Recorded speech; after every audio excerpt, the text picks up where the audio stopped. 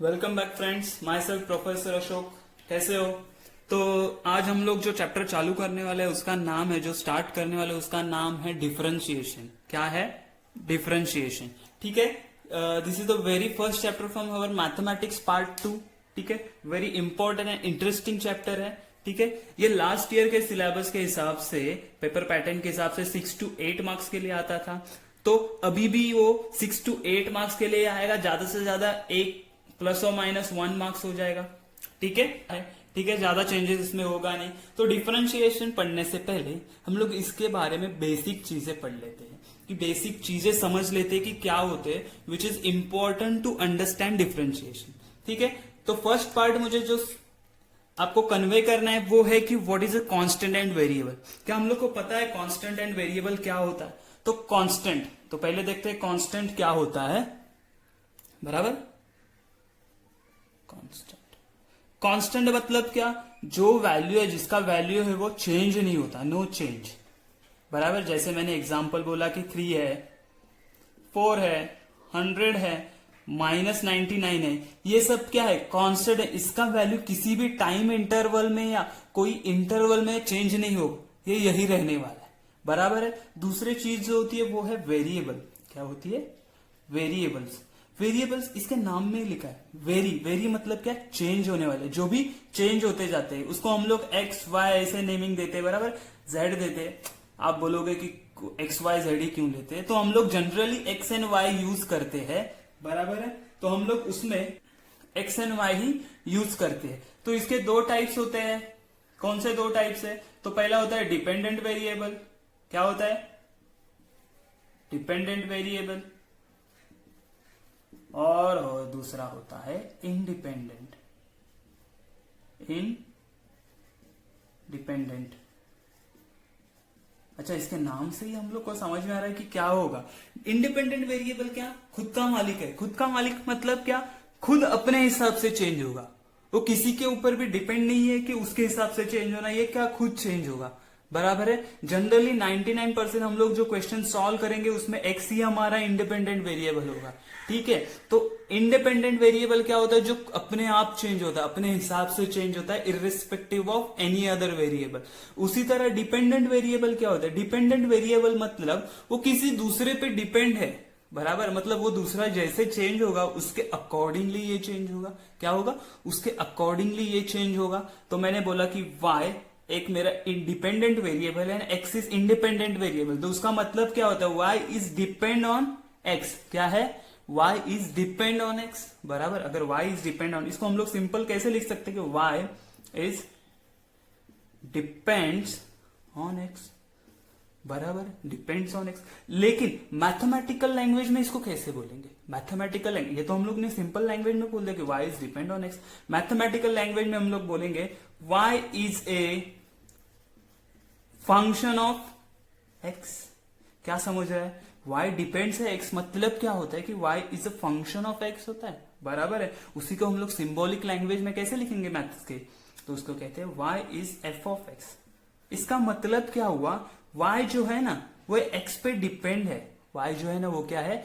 x पे depend है। जैसे मैंने कोई एग्जांपल लिया कि y is equal to x plus 2 है। क्या है? y is equal to x plus 2 है। मतलब देखो y का वैल्यू कैसे चेंज होगा? जैसे x का वैल्यू वेरी होते जाएगा। अगर मैंने x इज इक्वल टू 1 लिया तो y का वैल्यू कितना आएगा? y is equal to 1 plus 2 which is equal to 3। x का वैल्यू अगर मैंने 4 लिया तो ये क्या आएगा? y is equal to 4 plus 2 is equal to 6। तो अकॉर्डिंगली जैसे x का वैल्यू चेंज हो रहा है वैसे y का वैल्यू भी चेंज हो रहा है, x का वैल्यू चेंज हो रहा है तो y का वैल्यू भी चेंज हो रहा है। तो समझ में आया? इसे हम लोग क्या कहते हैं? फंक्शन कहते हैं। किसका फंक्शन? तो y is a function of x है। y डिपेंड्स ऑन x है, मतलब y is a function of x है। उसे हम लोग ऐसे डिनोट करते हैं। समझ में आया? ठीक है। तो हम लोग ने अभी देखा कि फंक्शन क्या होता है ना? उसमें कांस्टेंट वेरिएबल क्या होता है वो समझ में आया। तो मैं थोड़ा सा लिमिट्स का कंसेप्ट आपको बता देता हूं कि क्या होता है। कि जैसे हम लोग बोलते हैं कि x इज इक्वल टू ए है, इसका मतलब क्या हो गया कि अगर a 5 रहेगा ना, a 5 रहेगा ना तो x इज इक्वल टू भी 5 हो जाएगा। x इज इक्वल टू भी 5 हो जाएगा। बराबर है। लेकिन अभी थोड़ा सा डिफरेंट देखो, अलग देखो। अगर मैंने ऐसे लिखा कि x टेंड्स टू a है, क्या है, x टेंड्स टू a है। इसका मतलब क्या होता है, x टेंड्स टू a का मतलब क्या होता है, किसी को पता है, बराबर कि x is very close to a, किसके क्लोज है, a के, बट ये हाईलाइटिंग है, but x is not equal, इसको हाईलाइट करेंगे हम लोग क्या, x is not equal to a, समझ में आया, x is not equal to a है। ये बात हमेशा याद में रखनी है कि जब हम बोलेंगे कि x टेंड्स टू a है, मतलब क्या कि x very close to a है लेकिन a नहीं है, इक्वल टू a नहीं है। एग्जाम्पल अगर मैंने बोला कि a इज इक्वल टू 5 है, x टेंड्स टू a है, तो मैं क्या बोलूंगा, x टेंड्स टू 5 है, बराबर है, ये समझ में आया। लेकिन वो 5 नहीं होगा, लेकिन वो क्या, वेरी क्लोज टू 5, लेकिन 5 नहीं होगा, तो कैसे लिखेंगे हम लोग, जैसे x का वैल्यू ये हो सकता है, देखो 5.00001, लेकिन x नॉट इक्वल टू 5 है, इतना याद रखो। इसका वैल्यू क्या, वेरी क्लोज टू 5 है। इसको अपना अप्रोक्सीमेशन अगर कर लिया तो इसको मैं 5 बोलूंगा, लेकिन क्या वो एक्चुअली 5 है, नहीं, वेरी क्लोज टू 5 है। या फिर इसका x का वैल्यू ऐसे भी हो सकता है कि 4.9999, इसको भी मैं क्या बोलूंगा, वेरी क्लोज टू 5। अप्रोक्सीमेशन में मैं इसको डायरेक्ट 5 ही बोलूंगा कि उतना सब लिखूंगा, बराबर है, लेकिन एक्चुअली क्या है वो, नॉट इक्वल टू 5 है। तो क्या ये चीज समझ में आया कि टेंड्स टू का मतलब क्या है, इसको क्या बोलते हैं, x टेंड्स टू a, बराबर, क्या कहते हैं इसे, x टेंड्स टू a, मतलब x is very close to a but not equal to a। ये हाईलाइटिंग है, ये आपको याद रखना है। आया समझ में। तो हम लोगों ने अभी क्या देखा अभी तक कि constant, variable, function and limit क्या होता है, ये सब सारी चीजें देख ली। तो इसको अप्लाई करने के लिए या इसे समझने के लिए हम लोग एक एप्लीकेशन ले लें। तो कैसे, तो लेट से मेरे पास एक कार है, ठीक है, क्या है, मेरे पास एक कार है, उसने A to B distance cover किया, क्या किया, A to B distance cover किया। लेट से उसको 2 आवर्स लगे A टू B जाने के लिए, कितना टाइम लगा, 2 आवर्स, एंड ये डिस्टेंस कितना था, A टू B डिस्टेंस कितना है, तो ये है 120 किलोमीटर। आया समझ में, क्या मेरी कार है जिसने A to B distance travel किया है 2 आवर्स में, एंड डिस्टेंस कितना था, 120 किलोमीटर। अगर मैंने अभी पूछा आपको कि मेरा वेलोसिटी कितना था, हाँ, तो मैंने बोला अगर मेरा वेलोसिटी कितना, तो आप क्या बोलोगे, इजी है सर, कैसे फाइंड आउट करेंगे, तो हमारे पास फॉर्मूला है, क्या, v is equal to displacement upon time, बहुत इजी है, ठीक है। तो कितना आएगा मेरा वेलोसिटी, तो आप बोलोगे डिस्प्लेसमेंट था 120 किलोमीटर, टाइम था 2 आवर्स का, तो मेरा वेलोसिटी आएगा 60 किलोमीटर पर आवर। अच्छा ठीक है, आप बोलोगे कि मेरा वेलोसिटी 60 किलोमीटर था, आपका वेलोसिटी। लेकिन मैं एक चीज आपको पूछना चाहता हूं कि जब मैं A to B distance travel करूंगा, तो क्या मेरा डिस्टेंस, क्या मेरा वेलोसिटी कांस्टेंट था? आप बोल रहे हो 60 किलोमीटर पर आवर, मतलब मैंने A टू B तक जब मैंने गाड़ी स्टार्ट किया तभी से लेके मैं जब गाड़ी स्टॉप किया तब तक मेरा स्पीड क्या कांस्टेंट 60 किलोमीटर पर आवर था? नहीं, वो क्या हो रहा था, चेंज हो रहा था। क्यों? अगर ट्रैफिक होगा तो मैं क्या करूंगा, गाड़ी स्लो करूंगा, राइट, मतलब मेरा वेलोसिटी कम होगा। उसी तरह जब मैं हाईवे पे जाऊंगा तो मैं क्या करूंगा, गाड़ी भगाऊंगा, वेलोसिटी इंक्रीज करूंगा, तो मेरा वेलोसिटी ज्यादा होगा, राइट। तो फिर आप बोलोगे कि इतने दिन से हम लोग अगर ये वेलोसिटी फाइंड आउट करने का फॉर्मूला यूज करें तो क्या वो गलत है? नहीं, ये जो फॉर्मूला है ये किसका फॉर्मूला है, ये है हमारे एवरेज वेलोसिटी का फॉर्मूला। किसका? Average velocity, right. लेकिन अभी अगर मुझे कोई भी पॉइंट पे मेरा वेलोसिटी फाइंड आउट करना है तो कैसे फाइंड आउट करेंगे? या फिर क्या एक छोटे, जैसे मैंने अगर एक टाइम इंटरवल ले लिया, ये था मेरा 2 आवर्स का टाइम इंटरवल, तो यहां पे मेरा स्पीड वेरी हो रहा था, बराबर है। अच्छा, उसी तरह अगर मैंने मेरा टाइम इंटरवल छोटा कर दिया, लेट से मैंने उसको 60 मिनट्स का किया, कितना, 60 मिनट्स का, तो यहाँ पे थोड़ा कम वेरी होगा, वेलोसिटी थोड़ा कम वेरी होगा। उसी तरह मैंने एकदम छोटा इंटरवल ले लिया 1 सेकेंड का, तो यहाँ पे क्या, यहाँ पे और कम वेरी होगा मेरा वेलोसिटी। सबसे स्मॉल इंटरवल ले लिया, लेट से 1 नैनो सेकेंड का, या फिर मैंने उसे बोल दिया 0.00001 सेकेंड, ये टाइम इंटरवल है, तो यहाँ पे मेरा क्या स्पीड मुझे कांस्टेंट मिलेगा। कैसे? जैसे मैंने, कैसे, तो देखो हम लोग क्या कहते हैं, दुनिया गोल है, मतलब अर्थ क्या स्पेरिकल शेप में, अगर स्पेरिकल शेप में है लेकिन मैंने उसमें का अगर स्मॉलेस्ट पार्ट ले लिया, यहाँ पे अगर स्मॉलेस्ट पार्ट ले लिया तो मुझे वो क्या दिखता है, वो स्ट्रेट दिखता है। हम लोग चलते तो क्या दिखता है, अर्थ हम लोग चलते तो रास्ता कैसे होता है, सीधा होता है, राइट। क्या वो राउंड होता है, नहीं। स्पेरिकल शेप में होता है क्या, नहीं। तो क्या हम लोग बोलेंगे कि जब मैं छोटा सा पार्ट लूंगा तो वो मुझे क्या मिलेगा, स्ट्रेट लाइन मिलेगा, बराबर है। उसी तरह हम लोग क्या करेंगे अभी, ये क्या था 120/2, तो वी एवरेज क्या मिल गया मुझे 60 किलोमीटर, बराबर। अच्छा, तो अभी हम लोग क्या करेंगे कि मैं यहाँ पे एकदम छोटा टाइम इंटरवल लूंगा, क्या माइन्यूट टाइम इंटरवल, या उसे क्या बोलेंगे इनफाइनेटली स्मॉल टाइम इंटरवल लूंगा। जैसे मैंने बोला था 0.0000001 सेकेंड, ये टाइम इंटरवल लूंगा। क्यों, मुझे कांस्टेंट स्पीड चाहिए, तो मैं क्या करूंगा फिर, ये अगर टाइम इंटरवल माइन्यूट होगा, स्मॉलेस्ट इनफाइनेटली स्मॉल होगा, तो उसे मैं लिखता कैसे हूं, डेल्टा टी, बराबर है। मतलब अगर एग्जांपल समझ लो कि अगर मेरे पास एल लेंथ है, उसने में जब मैंने स्मॉलेस्ट पार्ट ले लिया तो उसे मैं क्या बोलूंगा, डेल्टा एल, छोटा पार्ट स्मॉलेस्ट पार्ट, बराबर है। उसी तरह मैंने ये जो टाइम इंटरवल स्मॉलेस्ट है तो उसे क्या ले लिया, डेल्टा टी। अगर मेरा टाइम इंटरवल स्मॉलेस्ट रहेगा तो मेरा डिस्प्लेसमेंट भी स्मॉलेस्ट रहेगा, बराबर है। तो अभी फॉर्मूला अप्लाई करते हैं। फॉर्मूला क्या है, v is equal to S upon T होता है। अच्छा, v is equal to S क्या है मेरा, डेल्टा एस है, बराबर। टी क्या है मेरा, डेल्टा टी है, बराबर है। लेकिन मैंने क्या कहा था, ये डेल्टा टी मुझे स्मॉलेस्ट चाहिए, डेल्टा टी मुझे क्या चाहिए, स्मॉलेस्ट, क्या चाहिए, स्मॉलेस्ट चाहिए। तो मैं क्या करूंगा, स्मॉलेस्ट मतलब क्या, तो आप बोलोगे स्मॉलेस्ट चाहिए ना सर, तो delta T is equal to 0 substitute कर दो, 0 सब्स्टिट्यूट कर। लेकिन अगर मैंने इसमें 0 सब्स्टिट्यूट किया तो क्या होगा, देखो v is equal to delta S upon 0, मतलब ये क्या हो जाएगा, इन्फिनिटी। क्या मेरा वेलोसिटी इन्फिनिटी है क्या, नहीं, ये गलत है। मेरा वेलोसिटी इन्फिनिटी हो सकता है क्या, नहीं, पॉसिबल नहीं। तो हम लोग 0 नहीं सब्स्टिट्यूट करते, तो मैं क्या बोलूंगा, ये 0 के क्लोज जाना चाहिए लेकिन 0 नहीं होना चाहिए, तो इसको हम लोग क्या बोलते हैं, टेंड्स टू 0, बराबर है ना। इसका मतलब क्या, delta T is close to 0 but not equal to 0, बराबर है।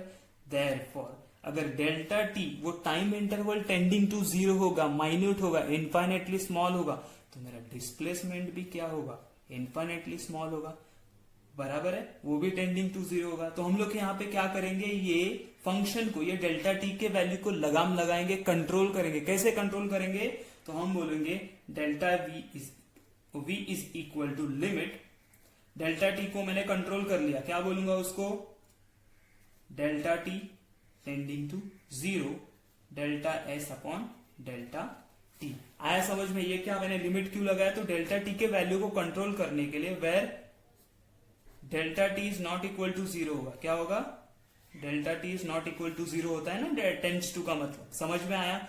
तो जब किसी भी चीज का वैल्यू इन्फाइनेटली स्मॉल होता है, इंस्टेंटेनियस होता है, जैसे ये डेल्टा टी मतलब क्या, इंस्टेंटेनियस वेलोसिटी हो गया, क्या हो गया, इंस्टेंटेनियस वेलोसिटी। तो उसको हम लोग कैसे लिखते, तो हम लोग बोलेंगे v is equal to delta S upon, sorry, तो इंस्टेंटेनियस वेलोसिटी होता है, तो जब कोई भी चीज स्मॉलेस्ट होता है, इन्फाइनेटली स्मॉल होता है, तो उसे हम लोग लिखते कैसे, तो v is equal to d s by d t. क्या लिखते हैं, ds बाय डी टी। अच्छा, ये क्या हो गया, ये रेट ऑफ चेंज होता है, बराबर। इसे क्या कहते हैं, रेट ऑफ चेंज। मतलब क्या, कि जब मैंने लिखा कि v is equal to ds by d t, इसका मतलब क्या, यह है रेट ऑफ चेंज, किसका, रेट ऑफ चेंज किसका, s का, विथ रिस्पेक्ट टू टाइम, मतलब t।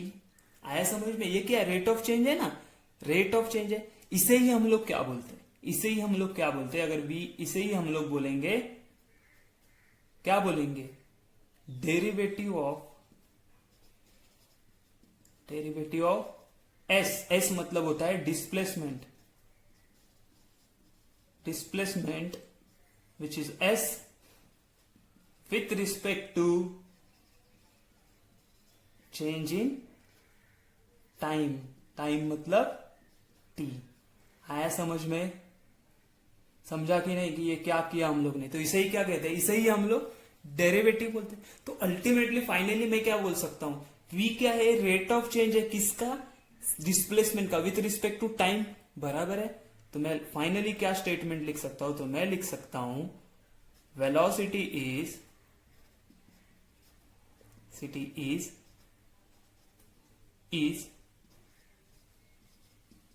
डेरिवेटिव ऑफ, क्या बोलेंगे, derivative of displacement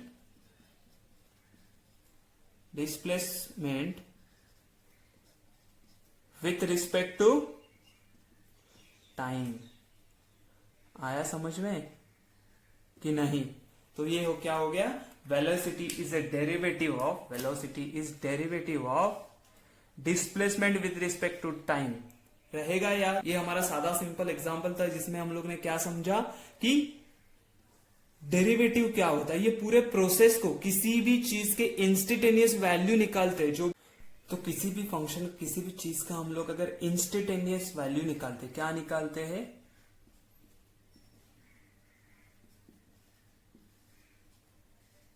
instantaneous value निकालते हैं, उसे हम लोग क्या कहेंगे, डेरिवेटिव। या इंस्टेंटेनियस वैल्यू रहेगा या इंस्टेंटेनियस रेट ऑफ चेंज रहेगा,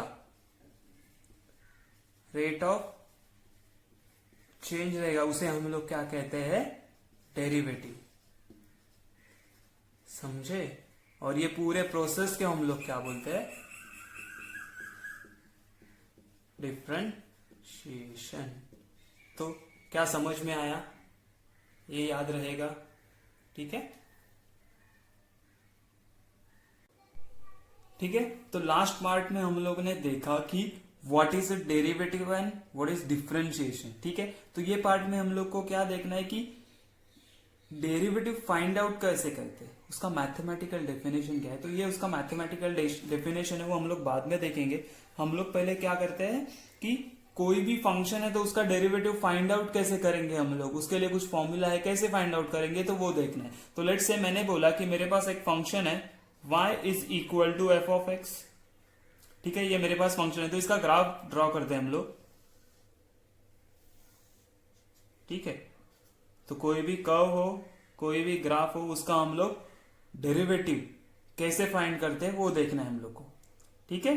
तो ये क्या होता है, हमारा एक्स एक्सिस होता है, ये होता है हमारा वाई एक्स, बराबर। y is equal to f of x का अगर मैंने ग्राफ निकाला तो वो कैसे आएगा, straight line passing through origin, बराबर है। y is equal to f of x है। आया समझ में? अच्छा, ठीक है। तो अभी मैं क्या बोलूंगा कि लेट्स से मुझे अगर ये लाइन का स्लोप फाइंड आउट करना है, स्लोप मतलब ही उसका होता है कि rate of change find out करना है, तो मैं कैसे करूंगा, तो मैं यहां पे एक ए पॉइंट कंसिडर करूंगा और यहां पे एक बी पॉइंट कंसिडर करूंगा, ठीक है ना। मुझे स्लोप निकालना तो मिनिमम 2 पॉइंट्स पता होने चाहिए मुझे, राइट। सो यहां पे इसका वैल्यू क्या होगा, x, बराबर। और वहीं पे y एक्सिस पे जो वैल्यू मिलेगा वो क्या रहेगा, मेरा y एफ ऑफ एक्स रहेगा, क्या रहेगा, एफ ऑफ एक्स, बराबर है ना। हम लोग ने क्या बोला, y is equal to f of x है। अच्छा, ठीक है। अगर मैंने एक दूसरा पॉइंट ले लिया, क्या ले लिया, दूसरा पॉइंट ले लिया, लेट्स से वो क्या है, या इस x से h डिस्टेंस पे, कितना, h डिस्टेंस पे, तो हो गया x प्लस एच। उसी तरह मेरा फंक्शन भी चेंज हो जाएगा, तो वो क्या बनेगा मेरा, F of x plus H, बराबर है, क्या बना, F of x plus H. Understood? अच्छा, मैं स्लोप, मेरा जनरलाइज स्लोप का क्या ट्रेडिशनल फॉर्मूला क्या है, तो हम लोग बोलते हैं y2 minus y1 upon x2 minus x1, मतलब change in y upon change in x। अच्छा, ठीक है। तो मेरा ये लेट से ये x1 है, ये मेरा x2 है, this is my y1 and this is my y2। Understood? ठीक है। अच्छा, ठीक है। तो वैल्यू सब्स्टिट्यूट कर देते हैं हम लोग। y2 कितना है मेरा, F of x plus H, तो ये मिलेगा मुझे F of x plus H. y1 है F of x divided by x plus H. x2 क्या है मेरा, x plus H minus x. अच्छा, ये एक्स एक्स कैंसिल हो जाएगा, तो मेरे पास क्या बचा, F of x plus H minus f of x divided by H बचा। लेकिन हम लोग क्या बोल रहे हैं, हम लोग को रेट ऑफ चेंज या स्लोप चाहिए, वो क्या चाहिए, एट ए इंस्टेंट चाहिए, इंस्टेंटेनियस वैल्यू पे चाहिए तो मुझे क्या करना पड़ेगा, ये जो h का वैल्यू है ना वो मिनिमाइज करना पड़ेगा, मिनिमम वैल्यू या माइन्यूट पड़ेगा, क्या लेना पड़ेगा, इनफाइनेटली स्मॉल वैल्यू। मतलब h मेरा क्या होना चाहिए, h मेरा मिनिमम होना चाहिए। अगर h मिनिमम होना चाहिए तो आप बोलोगे जीरो सब्स्टिट्यूट करो तो चलेगा क्या, नहीं। हम लोग ने पहले ही देखा था कि जीरो सब्स्टिट्यूट करेंगे तो नहीं चलेगा।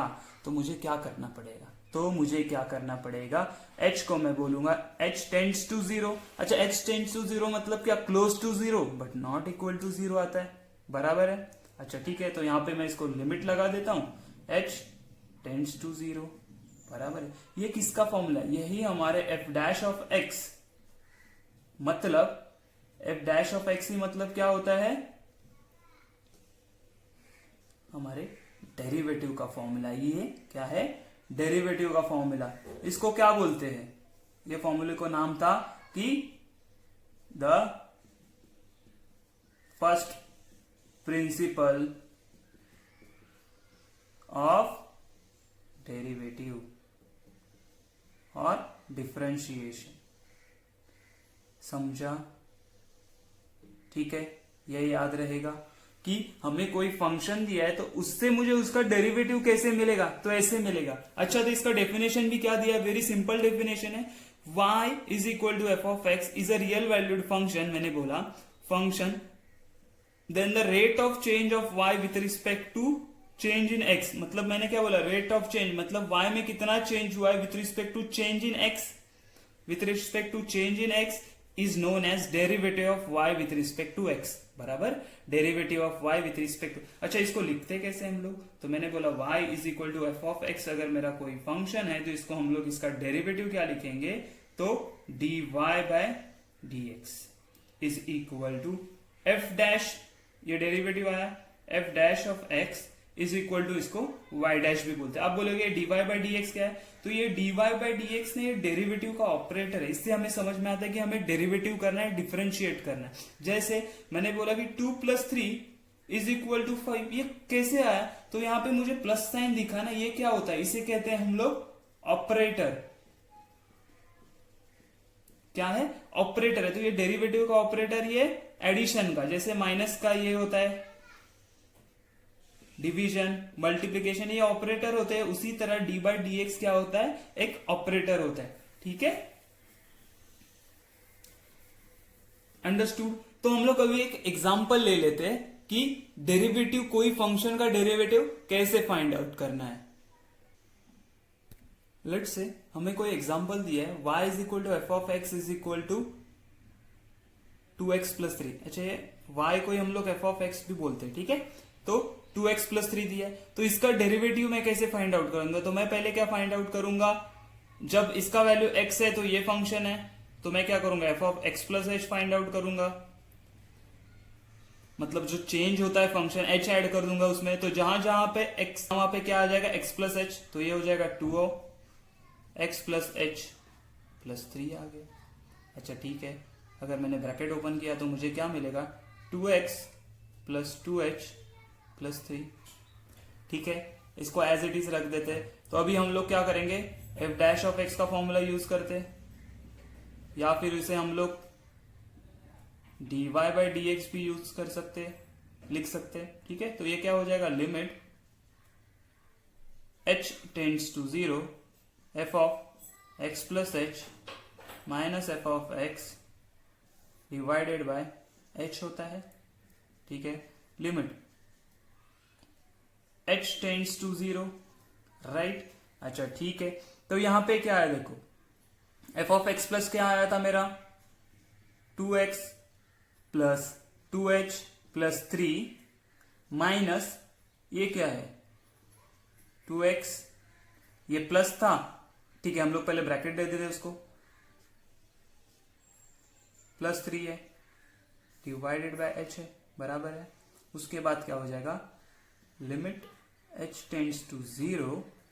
अच्छा, ये ब्रैकेट ओपन कर देते अभी, 2x + 2h + 3 माइनस 2x, ये प्लस का माइनस हो जाएगा तो -3 डिवाइडेड बाय, हम लोग क्या बोलेंगे, h। अच्छा देखो यहाँ पे 2x कैंसिल, 3 कैंसिल, तो बचा क्या, तो बचा हमारे पास h tends to 0, 2h divided by h है, बराबर। तो ये h कैंसिल हो गया, तो मुझे क्या मिलेगा अभी, यहाँ पे तो h बचा नहीं है, तो h का वैल्यू सब्स्टिट्यूट करने का, लिमिट उसको कंट्रोल करने का कोई जरूरत नहीं है, तो मुझे क्या मिला, तो 2। तो ये क्या है, f डैश ऑफ x है, समझे। तो इसका डेरिवेटिव क्या है, 2x प्लस 3 का 2। अंडरस्टूड। ये ऐसे हम लोग डेरिवेटिव फाइंड आउट करेंगे, हर एक स्टैंडर्ड फंक्शन के हम लोग डेरिवेटिव फाइंड आउट कर सकते हैं, जैसे sine x, cos x, tan x, cot x, बराबर है। तो ये था हमारा कि how to find a derivative of a function, समझा।